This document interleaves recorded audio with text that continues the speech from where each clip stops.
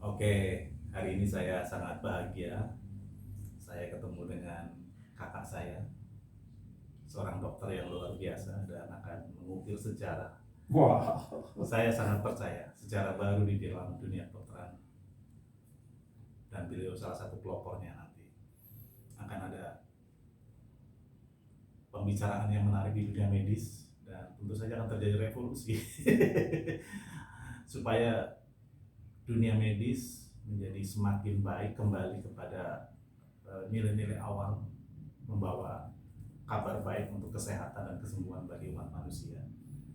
Jadi dokter Didik ini dulu kuliah di mana, dok? di Unpad Di Unpad tahun 90. tahun 90. Jadi sampai hari ini udah berpuluh-puluh tahun sudah praktek di beberapa tempat, tentunya udah ribuan pasien yang beliau tangani, dan ini merupakan kekayaan dalam keilmuan beliau, aset bagaimana menangani berbagai orang dengan berbagai penyakit, entah penyakit apapun ya, karena beliau mungkin menanganinya secara umum ya, kan ya. Ya, dari secara umum, dari secara khusus Secara juga. khusus ya. Jadi buat yang masih muda nih, sebelum saya bicara lebih lanjut, lebih baik kuliah di kedokteran, tapi jadi dukun. Setelah itu jangan jadi dokter ya. Itu akan lebih keren lagi ya. Oke, kakak dokter Didik ini menarik buat saya karena beliau memiliki pemahaman yang berbeda dengan kebanyakan dokter-dokter yang saya tahu dan saya kenal. Saya sendiri jaringan di dunia kedokteran itu cukup banyak lah dari dulu. Saya pernah kerja di rumah sakit, saya pernah juga berurusan dengan para dokter, baik dokter dalam negeri maupun luar negeri. Saya punya pelatihan-pelatihan di mana yang datang juga para dokter. Saya pernah praktek di mana pasien-pasien saya juga ada dokter, direktur rumah sakit dan lain sebagainya. Jadi makanya saya senang banget ketika memiliki sahabat, memiliki kakak seorang dokter yang pandangannya berbeda dengan kebanyakan dokter. Nanti kita akan lihat pandangannya tentang rokok, tentang autofagi yang berbeda dengan para pendapat yang sangat-sangat ngetren ternyata keliru ya. Jadi pokoknya anti mainstream deh. Beda gitu kan, bagaimana seorang dokter kok katanya rokok sehat dan lain sebagainya. Nah, beliau juga memiliki pengalaman sebagai seorang dokter, bagaimana beliau menang terhadap penyakit yang beliau derita, diabetes mellitus ya, penyakit ibunya dari segala penyakit ya. Kalau udah penyakit ini itu kemana-mana dah, kalau udah eh, komplikasi, bisa ke saraf, bisa ke mata, bisa ke kaki, kemana-mana lah pokoknya, ke jantung dan lain sebagainya. Nanti beliau akan ceritakan solusinya dan lain sebagainya. Oke, biar terarah saya sudah mencatat beberapa eh, pertanyaan ya buat kakak dokter. Mungkin bisa ceritakan, dok, yang menarik pengalaman sembuh dari diabetes ini. Kan kalau secara medis hampir nggak bisa terapi, dok, nggak ada obatnya. Dari pengalaman saya, orang diabetes ya seumur hidup harus minum itu obat-obat itu gitu kan. Tapi dokter bisa mengalami kesembuhan, itu kan menarik banget. Gimana cerita itu? Iya, termasuk juga awal mula sakitnya juga ya karena kelakuan sendiri juga ya. Awal saya masih ingat awal tahun 2013 saya tuh berat badan 105 kilo. Oh, di banget ya. Oh, Dengan tinggi badan 170. berarti perutnya di sini waktu Ah, itu ya. benar, mapan betul. Kenapa? Ya, jadi waktu itu saya kaget, terus mulai mempraktekkan diet ketogenik waktu itu. Daging ya. Ya, diet ketogenik. Itu populer juga kan? Ya, tahun itu cukup populer juga diet ketogenik. Cuman waktu itu belum ada ngetren autophagy ya, ya, diet ketogenik. Berhasil sih, sampai turun 10 kilo itu dalam jangka waktu 3 bulan tuh. 10 kilo. Jadi 95 kilo. Ya. Nah, bertahan agak lama 95 kilo, cuman saya tuh dulu kasihan sama istri menyediakan makanannya. Jadi akhirnya saya nggak diteruskan tuh diet ketogenik. Nah itu justru awal mulanya. Awalnya jadi ketika saya awalnya rajin, terus berikut langsung berarti mendadak itu langsung jadi kena diabetes. Jadi untuk untuk pelaku diet ketogenik sebetulnya hati-hati, nggak boleh berhenti mendadak. Ya, diabetes saya mulai awalnya sih ketemu tuh 235 waktu itu Gula darahnya. gula darahnya. Masih nggak terlalu tinggi Nggak sebenarnya. terlalu tinggi memang, cuman pas terakhir itu 2019 600. Nah itu udah mulai kelonggar-kelonggar itu. Rasanya nggak terdaruan itu ya kayak. Saya ngerasain bilangnya mungkin ini kayaknya orang yang santet kayaknya kayak gini rasanya. Ya gara-gara waktu itu pas 600 itu dirawat lah ya. Jadi opname di rumah sakit. Ya. Rumah sakit sendiri. Iya enggak, rumah sakit Ciremai di sini yang dekat sini ya. Iya. Nah, pas di sana juga dirawat itu banyak nanya lah sama dokter, cuma saya bingung ya dokternya pada rekomendasi kayaknya mah ya tetap aja dia bilangnya pokoknya diabetes mah harus rajin minum obat segala macam. Terus yang paling saya kesel tuh dia tuh nggak bisa ngejawab tentang keluhan saya, misalnya komplikasi begini apa enggak. Akhirnya ya saya cari jawaban sendiri lah. Ya itu yang pas cari jawaban sendiri itu ya ketemulah akhirnya saya yang namanya autofagi. Ya awalnya sih sama sebagai yang lainnya, autofagi itu berdasarkan teorinya Yoshinari Koizumi ya. Puasa gitu ya. Ya itu. Yang populer kan begitu. Ya yang puasa gitu ya. Cuma kalau saya kebiasaannya tuh dulu nggak pernah puas dengan satu sumber. Saya baca lagi terus sampai akhirnya saya tahu bahwa pertama kali istilah autofagi itu secara medis ketemunya bukan sama Pak Osumi, sama ini Profesor Christian Deduk Belgia. Dia sudah mengemukakan teori autofagi itu tahun 69, sedangkan Osumi kan 2016 ya. Dan itu juga sebetulnya yang membedakan autofagi versi Osumi dengan Deduk itu. Kalau Osumi itu bicaranya autofagi di saragi, kalau ya saragi itu. Sedangkan Profesor Deduk itu bicaranya di sel manusia. Beda jauh dong. Beda jauh memang, dan sebetulnya kalau kita bandingkan ya zaman kita ngikutinya Profesor Deduk itu lebih sesuai dengan kondisi tubuh kita. Ragi bukan bagian dari sistem kita kan? Iya, itu mah terlalu simpel lah. Kalau saya lihat itu simpel. Ya itu namanya juga ya ragi mah cuma apa ya berapa sel ya katanya. Kalau manusia kan multiselularnya juga kompleks. Betul. Nah, apalagi sudah saya baca berikutnya nggak cuma kondisi starvasi, ribet ternyata ada satu hormon ini yang mempengaruhi, ternyata hormon ini pengaruh yang lain lagi, ada ternyata nggak cukup cuman puasa ya. Nah terus yang paling menariknya saya masih ingat awal 2017 kalau nggak salah 2017 saya pernah ada nonton di YouTube itu Garelia TV ya kalau nggak salah YouTube itu. Itu dia bicara tentang rahasia tembakau. Nah, di rahasia tembakau itu dia cerita tentang tembakau sebagai terapi kanker. Oh ya, ini saya lagi nyoba rokok PKK ini. Nah, terapi kanker itu yang bicara bukan orang sembarangan, Profesor Sutikman. Sekarang beliau masih guru besar di Unibram.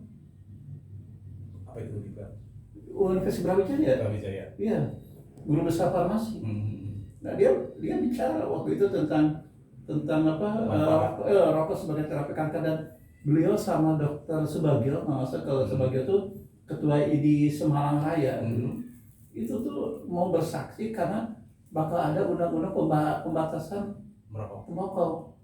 Jadi nanti rokoknya diperlakukan sama kayak miras.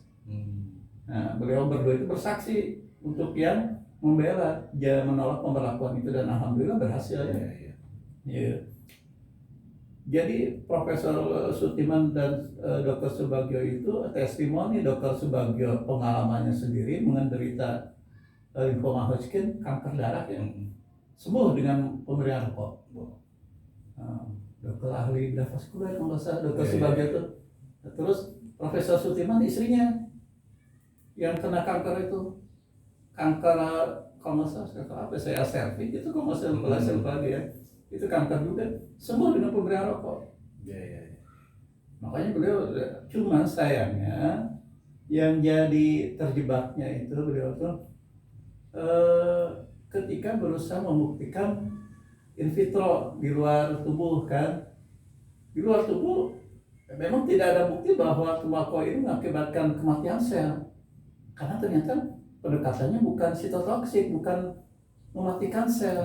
Nah, saya pas baru baca-baca lagi, ternyata mekanisme rokok itu berkaitan dengan mekanisme otofagi. Harusnya kalau untuk Profesor Setiman dengar ini ya, Ya. kalau Profesor Setiman dengar ini kayaknya, oh baru ketemu nih katanya. Ya, pasti ini kan nanti disebarkan kemana-mana. Ya. Ini akan jadi tonggak baru, awal baru untuk Ya. hal yang menarik ini. Karena kan pro kontra ini luar biasa tentang Oh, benar.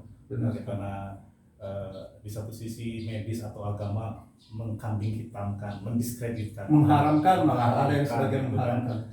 Bagaimana tulisan merokok begitu mengintimidasi di kemasan-kemasan rokok dan lain sebagainya. Tapi sejak dulu saya juga mengatakan yang sebaliknya, bahwa rokok bisa menyehatkanmu dengan catatan tepat cara penggunaan, ya, tidak berlebihan dan lain sebagainya. Jadi walaupun mungkin teman-teman radiologi ketika merongseng paru-paru tertentu ada hitam-hitamnya katanya dan sebagainya, itu kan kita bisa jelaskan kenapa bisa begitu dan bagaimana cara membersihkannya juga ada seperti itu. Nah, kembali Kak, jadi mengalami kesembuhan diabetes itu setelah mengenal proses autofagi dari tembakau salah satunya. Iya, enggak, saya nggak pakai tembakau dulu. Saya diet aja dulu sebenarnya.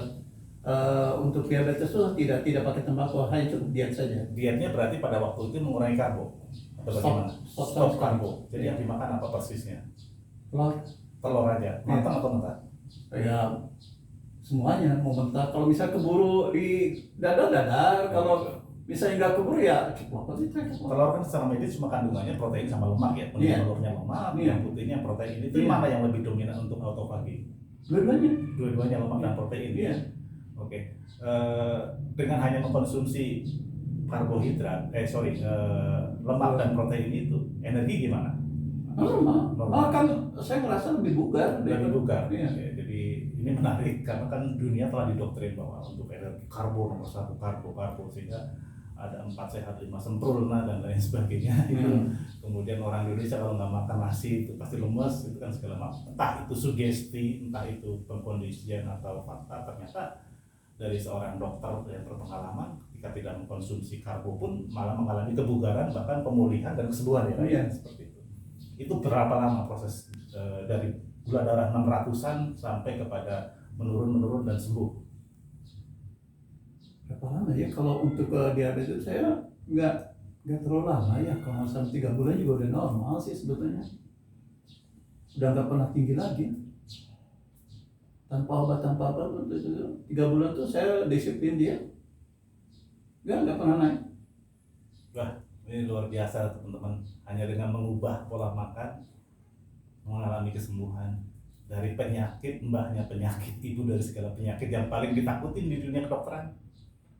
Ya, ternyata nggak perlu, yang beliau alami tidak perlu namanya insulin, ya nanti kita bahas lebih lanjut. Nggak perlu namanya anti diabetik lainnya, ya seperti itu ya.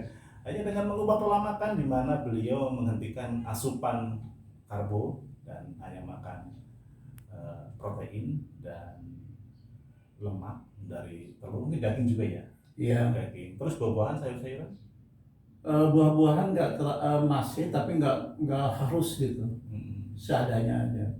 Sayuran juga. Tapi kalau telur iya sih tiap hari harus. Tiap hari ya. Iya.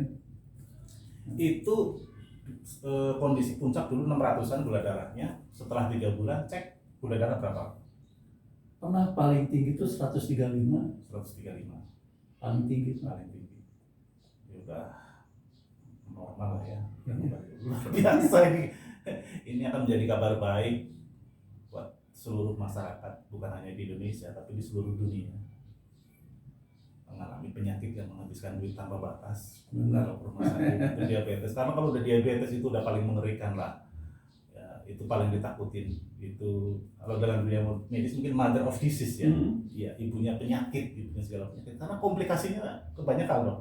Iya. Kemana aja itu persisnya sebagai? Banyak sih komplikasi. Yang paling pertama sering tuh di kardiovaskuler. Jantung. Iya. Termasuk saya juga sama, pas waktu 600 itu Jantung langsung. jantung kena. Apa denyutnya atau gimana ya?